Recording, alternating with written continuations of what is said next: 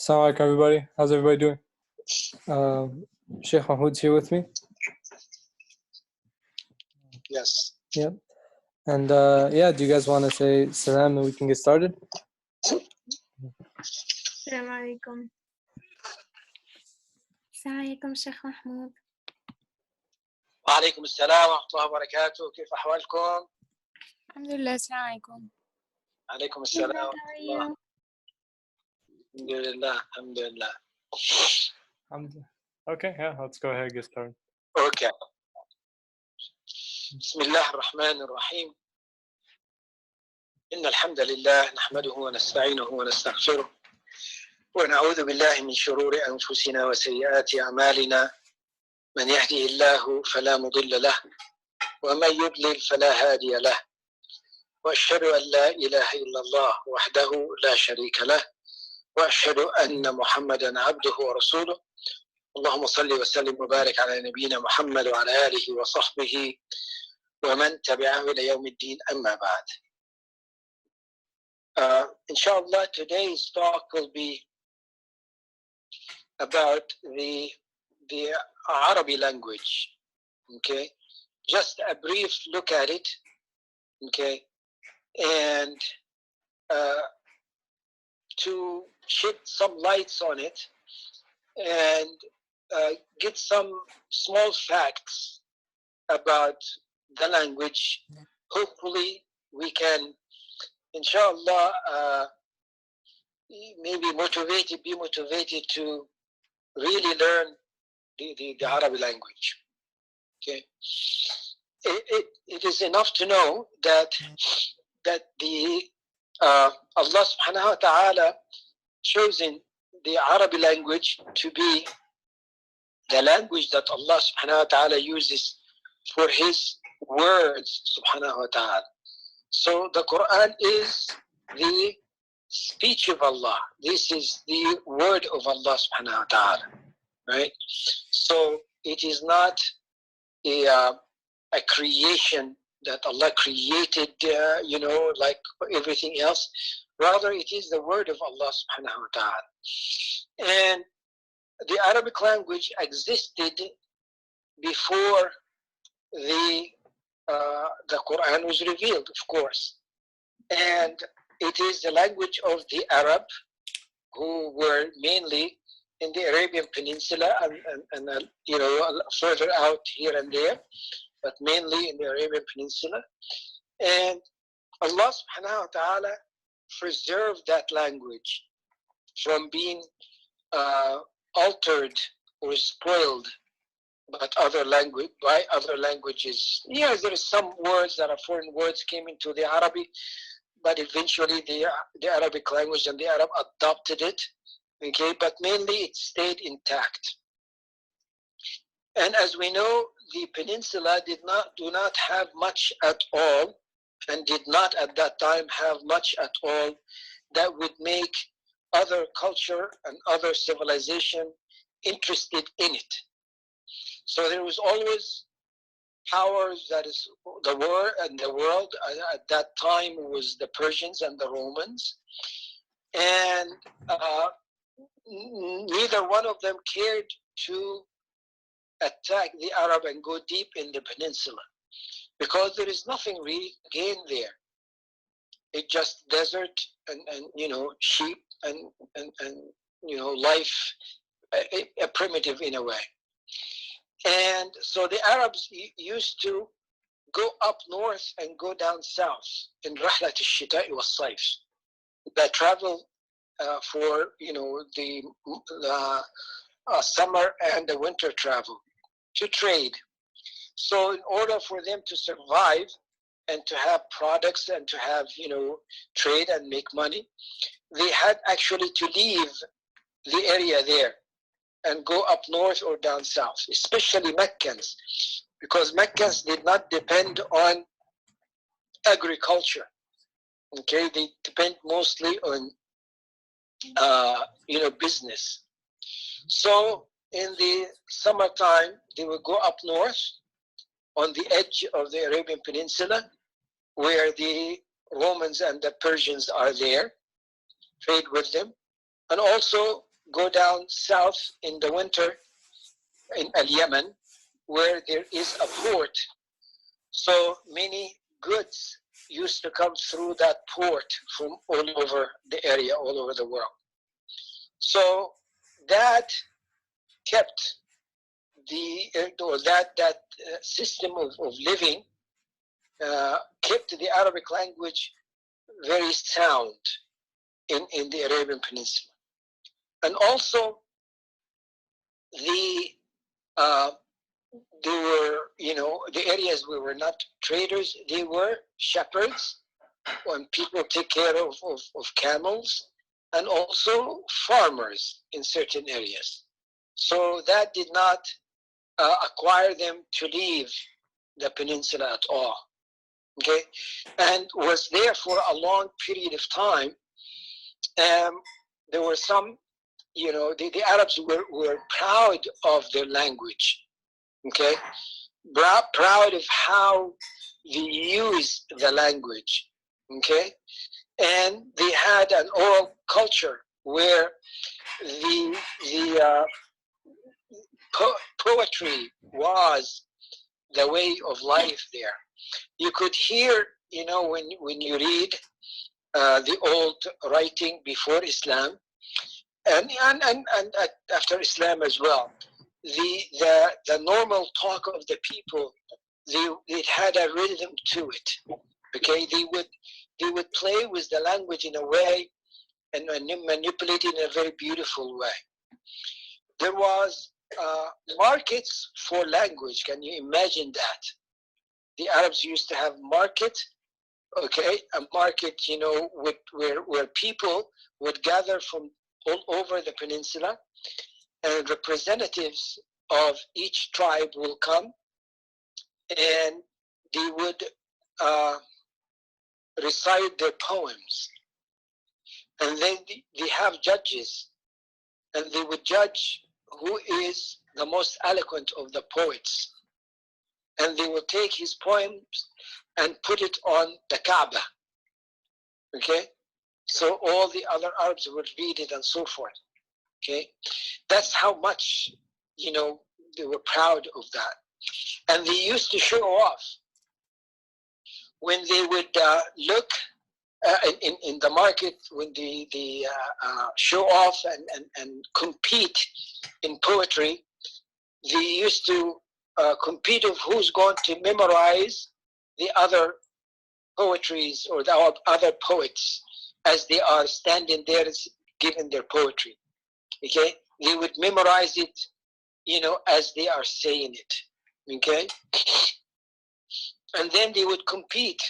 One will say poems, and the other one will answer him in the subjects that he spoke about on the spot. He would make up poems on the spot.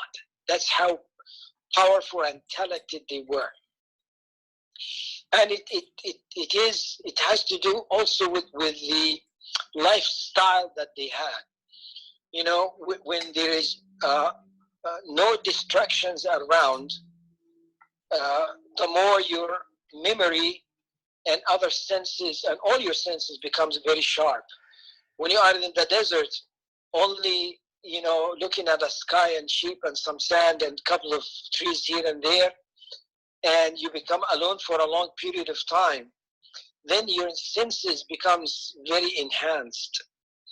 So Allah subhanahu wa ta'ala chose for Rasulullah sallallahu alayhi wa sallam the tribe of Banu Sa'd. Banu Sa'd, they were one of the tribes that were famous in their eloquence of Arabic.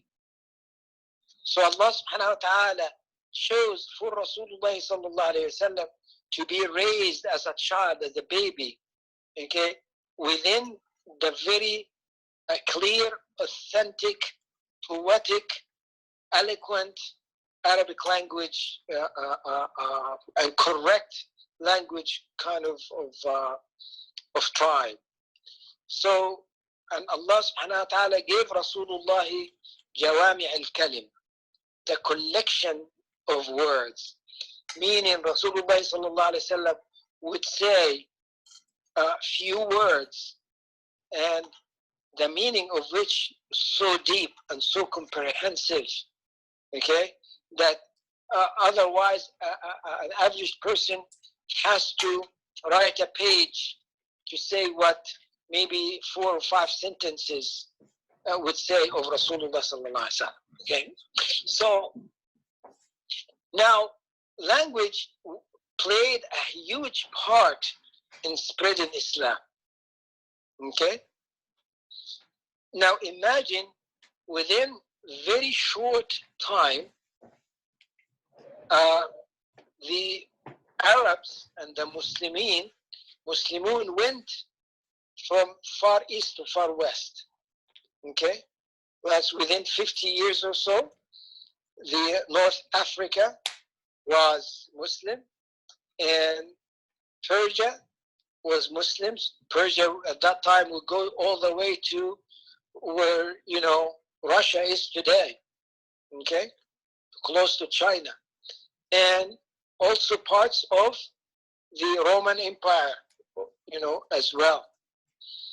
Okay, within very small number of years. So now you imagine, as we said, you mentioned before, that there were not enough Muslims coming out of the Arabian Peninsula to cover all this land. So they could not help but use the locals in the land that was opened to run things, okay, run the affairs of the country. Those who were not Arabs and not Muslims, okay. So now it was eventually all this land was united under the Khilafah, the Khilafah al-Islamiyya, okay? And the first Khilafah was the Khilafah al-Amawiyya, the Umayyan Khilafah, okay? So when it was open, not the spread, the true spread that went very, very far in the Umayyah. Of course, there is a Khilafah of Abu Bakr, Uthman, and Ali that went far as well, especially in Umar radiallahu anhu. It went open many, many far area. But eventually what happened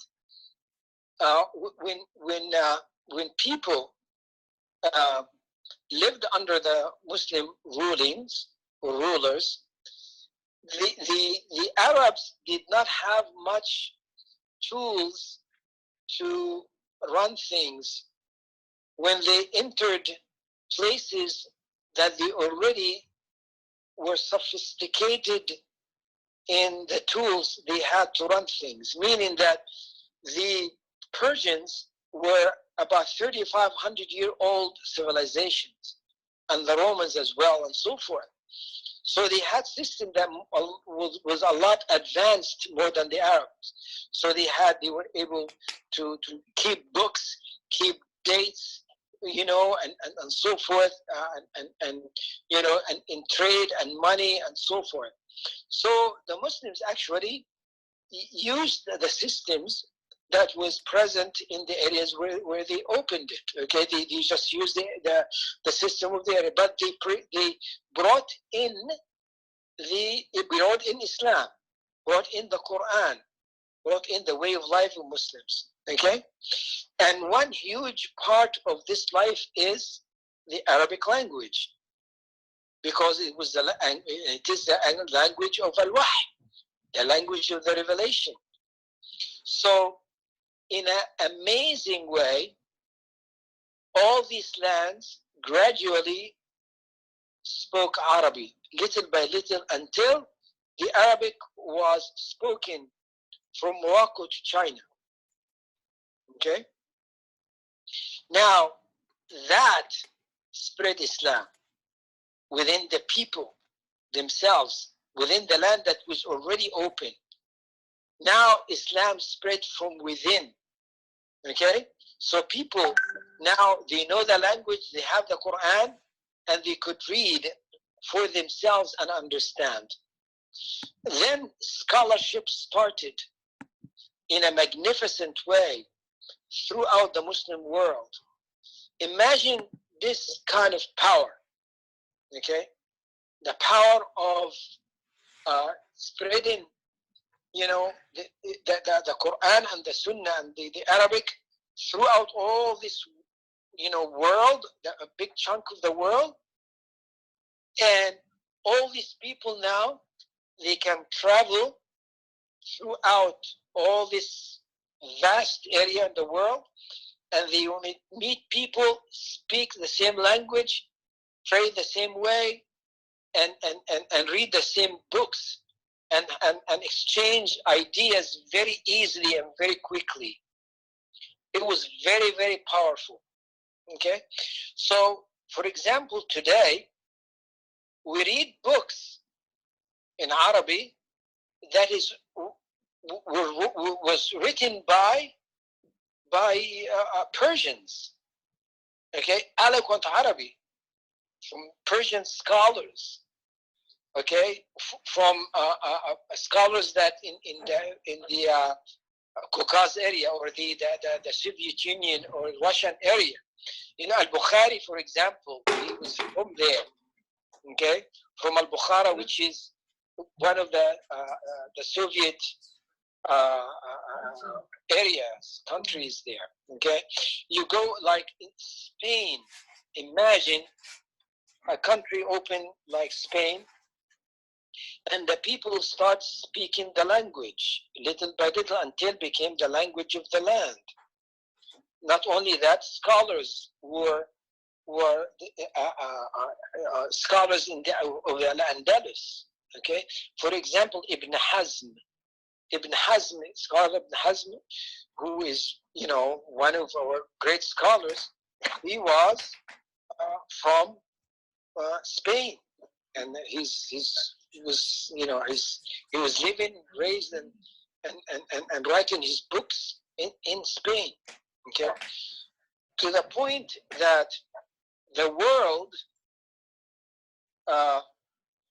wanted, people outside of the Muslim world wanted to become civilized and advanced in different sciences and move forward in learning.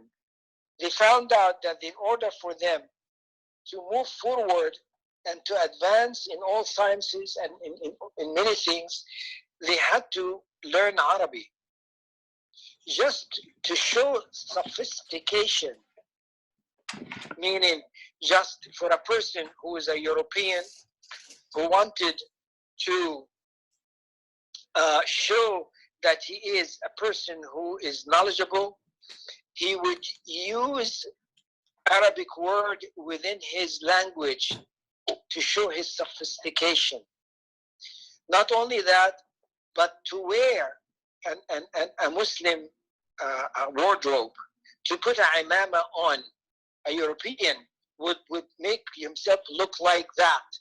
Okay, so he would stand out and say, I'm a person who's with the knowledge. Okay, so matter of fact, there was or there is a portrait supposedly of Maryam alayhi salam in Europe. Like a European artist who drew it during, I think the Dark Ages or so. And he wanted to make Maryam alayhi salam look, sophisticated, so he put on her a abaya, and abaya, Muslim abaya that women wear, and Muslim women wear. And then that abaya, apparently, he had a particular abaya, he had a physical one, so he was copying it, okay, in the painting. And the abaya on the edges, okay, it was broderies and designs of words in Arabic, okay, and Arabic words all over the abaya, okay. So you find Maryam alayhi salam drawn by a Christian, and it has, La ilaha illallah on it, as a design of the abaya. That I'm just telling you what the world looked at the Muslims and they looked at the language of Arabic. Okay? Okay. So now that was powerful, and that strengthened Islam within the hearts of the individuals, and brought the mind in depth through the books and the scholarship that, you know, for 1400 years we have so much wealth, okay, to be and treasures to dwell in the Arabic language. Okay, when the West, after the Renaissance of Europe, when they wanted to when they exported their idea of democracy, right? We talked about it before. When they exported the idea of democracy, they wanted to collect themselves and unite around something else beside God, right? Meaning during the dark ages of Europe, before the Renaissance, the church was the one in control of the papacy, was control of most of Europe. Okay, so in the Renaissance in Italy, they in Florence especially, they wanted to come out of that control of the church and to have some kind of nationalism, to be able to unite on something else. So they united around the language, and they united around their ethnicity. So you find the French and the British and the Dutch and so forth, and eventually they wanted to spread this in the Muslim world. When the Muslim world became weak, the Khilafah al-Uthmani and Ottoman Khilafah became weak. So the West started physically occupying many of the Muslim lands, and they will divided this vast land in order for it to become weak. It had to be hit in different, you know, areas where it would make a huge difference and in a way of division. So they brought the idea of the authenticities or ethnic, you know, being proud of your authenticity and your ethnic groups and your locals, okay, away from the Muslim identity, okay, and it helped the Western countries to enforce this in, because they physically took certain areas here and there, okay. However, the most of the change happened in areas where it was not occupied physically by the Western world. The head of the Khilafah was Turkey, Istanbul and Turkey, right? Okay, Istanbul in Turkey, right? So the Western world did not occupy Turkey. Turkey was never occupied by a foreign power at all. But yet, the most of changes and the most of corruption, okay, came in Turkey. The point being is the ideas of that is foreign than Islam, and the propagation of these ideas were more strong than the physical occupation. So you find the one who took over Turkey, Ataturk, Kemal Ataturk, what he did was change the language of the land. So he took the Arabic out and tried to enforce the Turkish language, okay, to weaken the Khilafah more. Try to prevent activities in Arabic in schools, and the language itself in school was Turkish language, and the Arabic was prohibited to be taught in the schools, to the point that the adhan was given by the Turkish language. Okay, so that's just two things about that. One is it shows you when the language is gone, what happens, and how the language can bring people together very tight and bring culture and history into, into healthy existence. Okay, and also it shows you that you can be occupied by ideas that you'll self-destruct yourself, rather than just an occupier physically will come and take you over. Okay. So eventually the Arabic language shrunk to a small area of the world now, and some Arab countries, the Arabic of it became away from the classic Arabic to a dialect. Sometimes it is difficult to understand, like the Moroccans and the Algerians and Tunisian, North Africa. Their Arabic is mixed with French and local language that it be very difficult to understand. But what's holding us together, Arabic-speaking people with different dialects, is the Quran. When the Quran is recited, then everybody understands.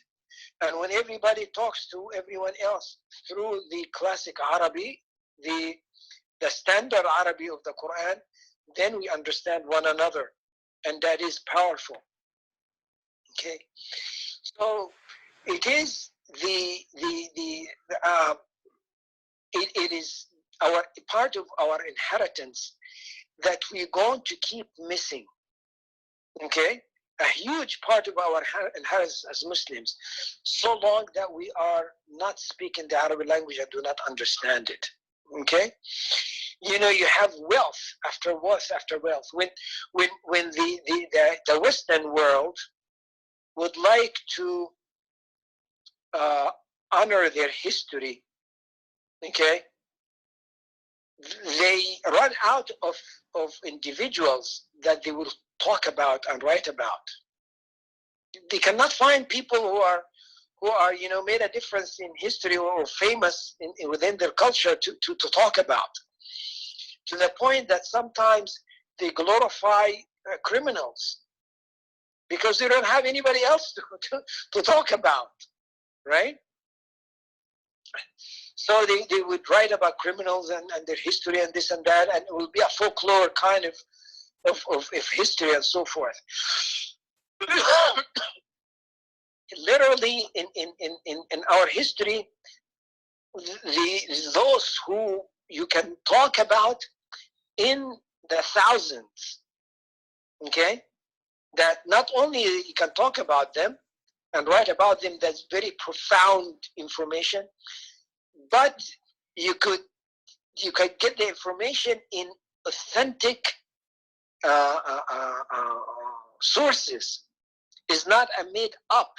Okay, it's authentic. It is the authenticity of scholarship of the hadith, of the chain of events and a change of sentences and change of chains of stories.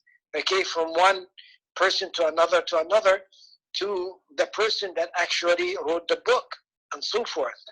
Okay, now how hard is it, or how easy is it for us to learn Arabic and to discover our inheritance, or claim our inheritance.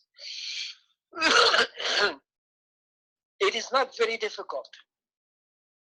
It is um, a determination that has to be made, or once it's made, then the journey becomes easy.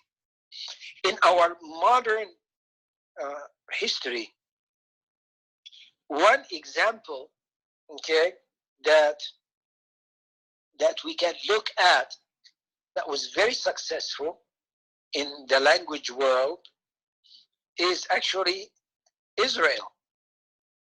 You know, the Hebrew language was a dead language, okay, was dead. You could not find, you know, many people in the world who speak Hebrew. People, individuals, here and there, nothing, okay? We're not talking about countries, because they were not, pre-Israel, there was no country that is holding the people who, some of them would speak Hebrew, okay? So it was basically a dead language. And you have a determination by individuals from basically one family decided to establish back the Hebrew language. And they started actually, and part of that family was not an Hebrew speaking either, but they learned Hebrew so they could teach it and put its grammar and put a curriculum and establish schools, okay, and worked very hard, okay, until eventually, because why did they do that and why did they work hard?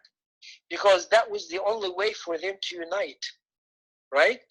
Because once they had a place, they say, if we come to a place together and bring Jewish people from all over the world, we will not be able to establish a country. Why? Because some of us will speak English, some of us will speak Dutch, some of us will speak Spanish, some of us will speak Russian, some of us will speak Arabic, you know, because they are coming from all over the world. Now you bring them together and try to have a country and try to have communication, it's almost impossible, right? So they had to go back to the language of the Hebrew that in their history it used to be a language to be used, with of course it's existent today with some great altercation to it, was not the 100% the authentic one, but however, they established it and worked on it until they spoke it and only spoke it and nothing else. And children were born into it, taught through it, until a country became the official language of it is Hebrew. And they use it in their all facility and all aspects of governing. That is an amazing example, you know, that is very modern. And so the point here, it is doable, you know, just determine, especially when we have the Quran, when we have the Hadith, when we have the inheritance and the books, okay, the millions of books that has that at one time, you know, led the whole world, you know, and in all discipline of life and so forth, okay, we do not pay much attention to it, okay, and we are good enough or satisfied enough when someone who knows Arabic and read the Quran and read the Hadith and then translate it to you to understand it, okay, and we say, okay, that's fine, that's good, and then I want to learn Arabic just to be able to read the Quran. So now we are teaching the Arabic as fanatics, okay?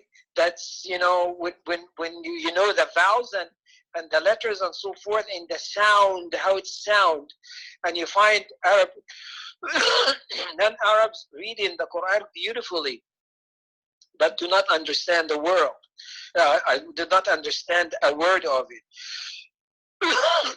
So a big part of the job is done when you learn Arabic as a sound to be able to read the Quran. It should be very easy to learn the Arabic language after that, and it should not take much effort. Okay, when you have again our scholars who were born and raised in an environment that did not speak the Arabic language and eventually spoke it, and then they were the most eloquent of people, okay, and they wrote books that today when I hear their Arabic and their books, I have to double take or more than that on their sentences so I can understand it, because it's so eloquent and so, with the classic Arabic that actually I am in the lack of, because I was born into a slang of the Arabic, and I was not taught the classic Arabic as I was young, and so forth. But of course, yes, I understand the Quran it's and so forth. I can speak here and there, but to study the language and to get deep in it, and to be able to open our history and our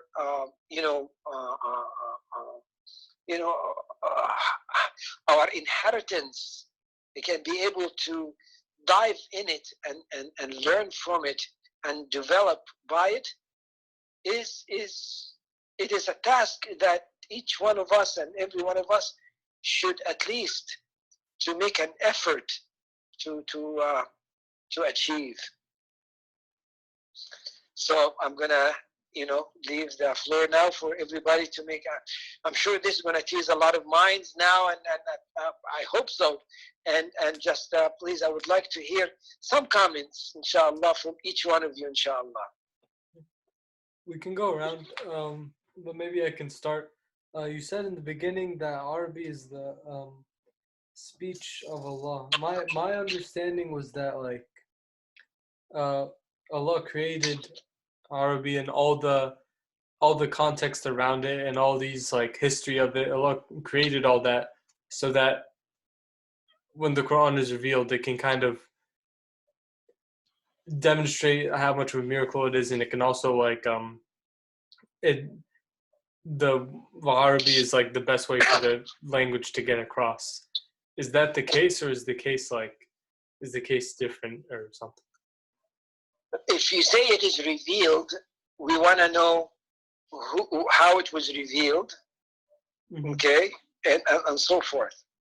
But we can say, yes, there is indications of what you're saying, because Adam alayhi salam, when he was created, the first thing that he did, he sneezed. And when he sneezed, he said, Alhamdulillah. Okay? So he learned and he knew, Alhamdulillah. Okay? Yeah. So yeah, whether it was, revealed or it is a language that was developed with humanity, but it is the language that Allah subhanahu wa ta'ala used it for the revelation, so it is the word of Allah. Mm-hmm. Still, yes. Yes.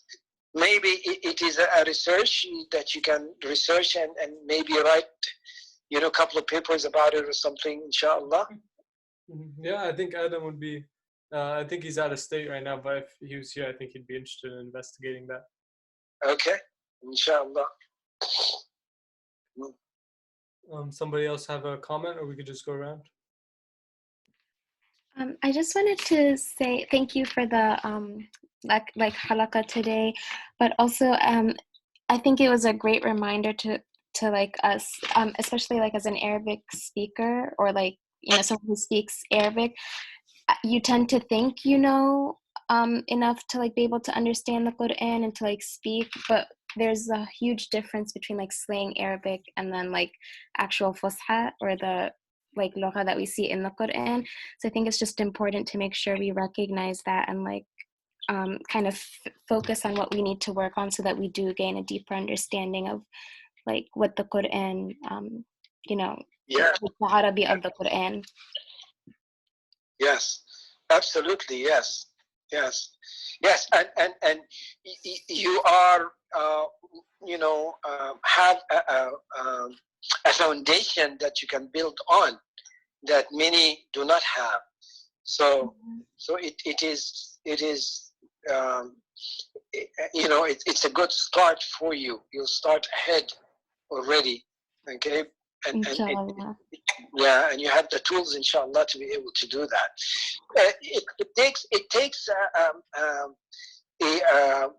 a determination and a schedule and a curriculum that you can follow and a plan, a long-term plan. Mm-hmm. Okay, yeah, and it should not, it should not take a lot of effort, but even if it does, it should be very enjoyable because you'll be in the path of discovery and discovery the richness of our language and our deen and the Quran. Yeah. Inshallah. Yeah. Amin, you want to go next?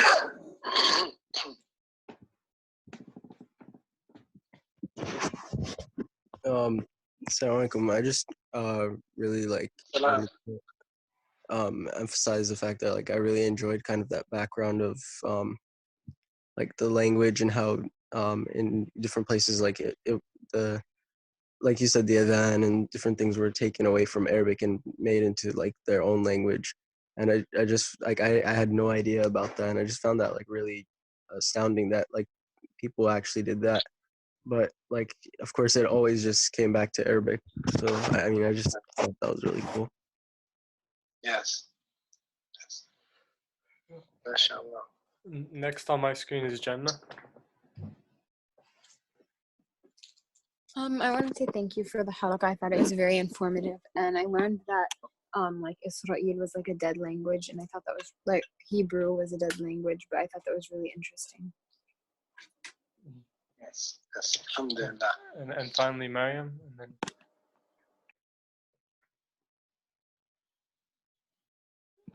Assalamu alaikum. I also thought it was Alaykum salam. informative, and I also wanted to thank you for a great halaqa. okay, and then Assalamu alaikum, Sheikh Mahmoud. Alaykum salam.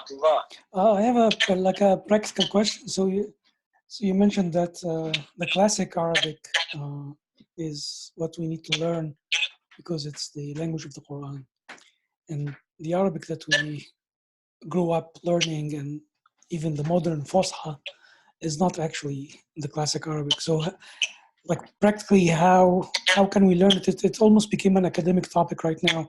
It's in universities where people like are studying it. Like what are the resources that we can like can you point us to like how do we learn it? Yes. Well, it depends on the person and how much of Arabic that we carry. Sure. For example, those who do know very little Arabic, then they should learn Arabic for a curriculum that is for the non-speaking person, right? Arabic for the non-speaking person, okay? Yeah. Because their background in Arabic is so little, so they have to go to a curriculum that is, the emphasis on it, on a person that does not speak the language at all. Okay, and there are some of us who learn Arabic, some Arabic,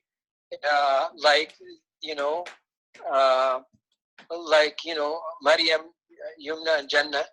They know Arabic, but they they don't quite know the classic.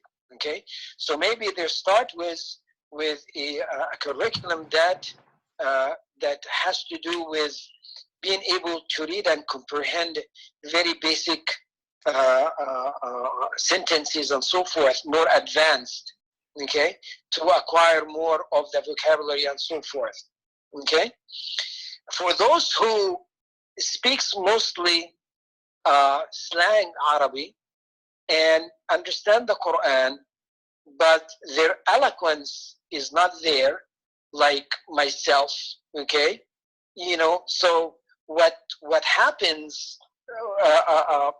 you know, the suggestion would be learning the Arabic through the Arabic that the Quran came with, meaning when you read some of the tafsir, for example, you find some tafsir for some words or many words, okay, the mufassir will use this word, will take this word and then give you a poem or you know, just a part of a poem that is pre-Islamic, okay, or after Islam, but it's very near to the time, okay, that the Arabs used it in some poetry.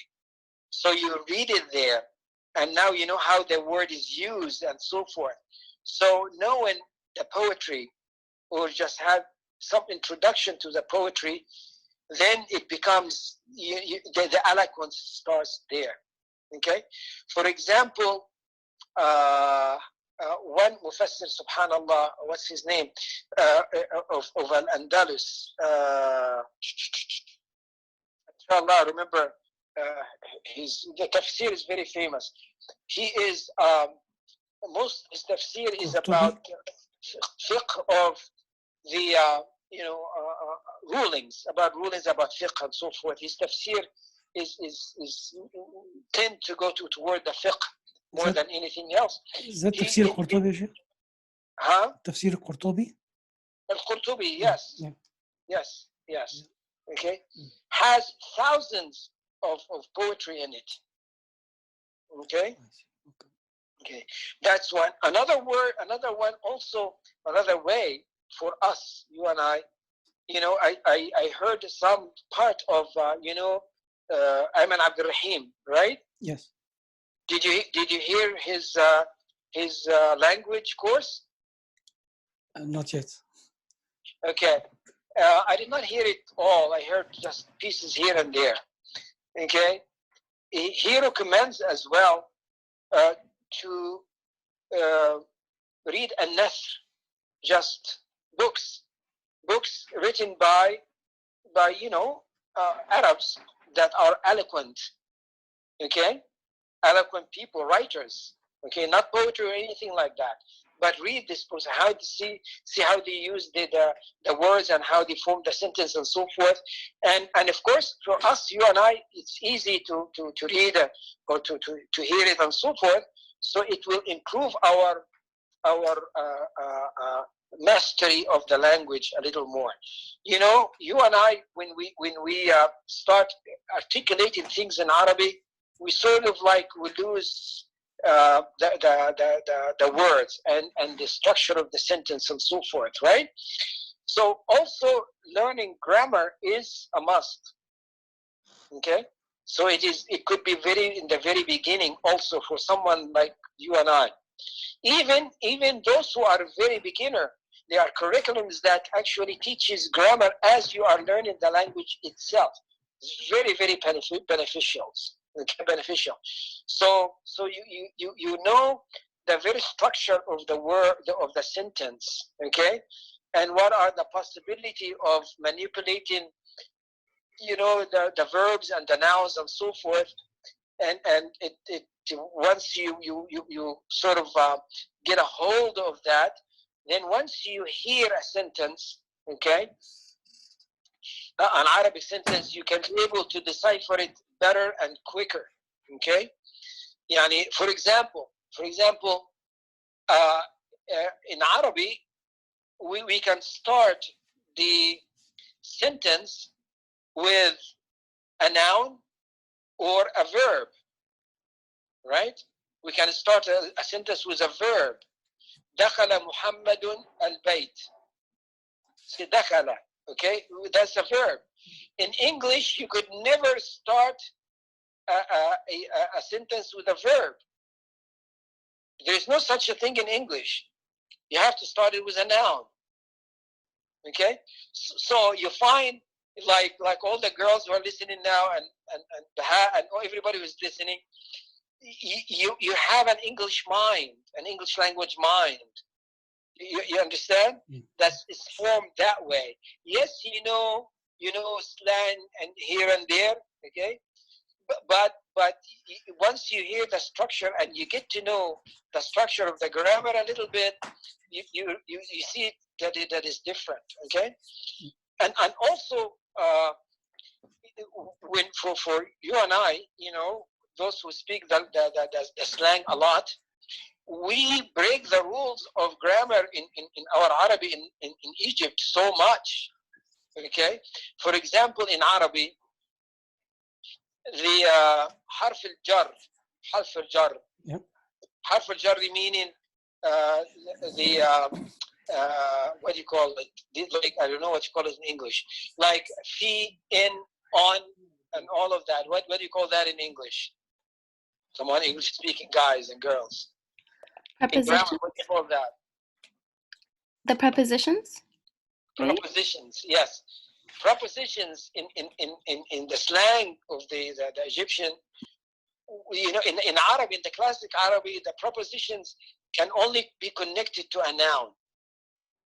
We in Egypt, we connect it to a verb.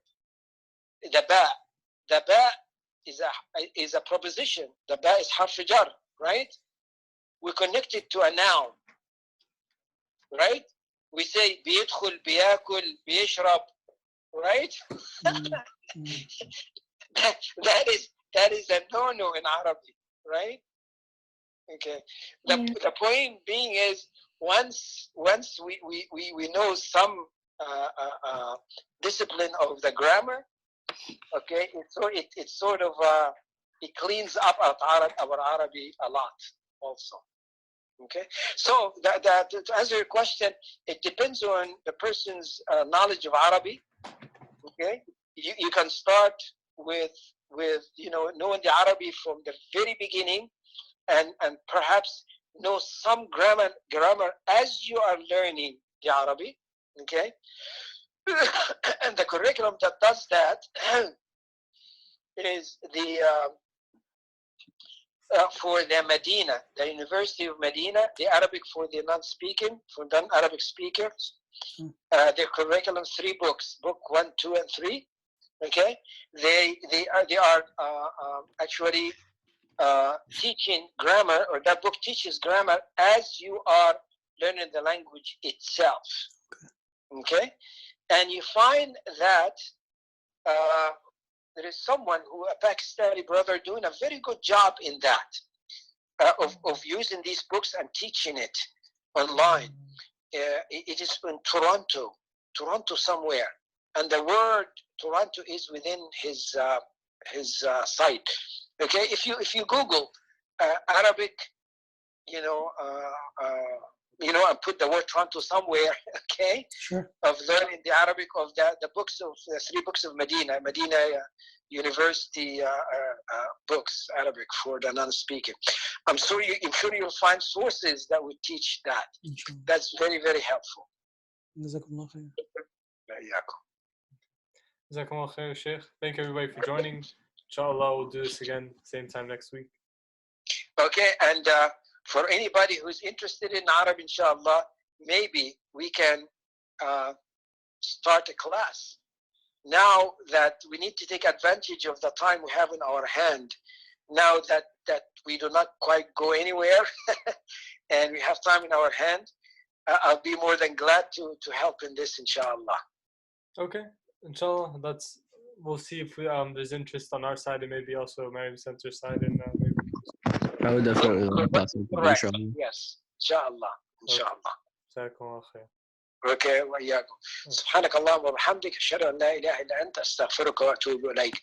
السلام عليكم ورحمه الله وبركاته. وعليكم السلام. Waalaikumsalam. وعليكم السلام.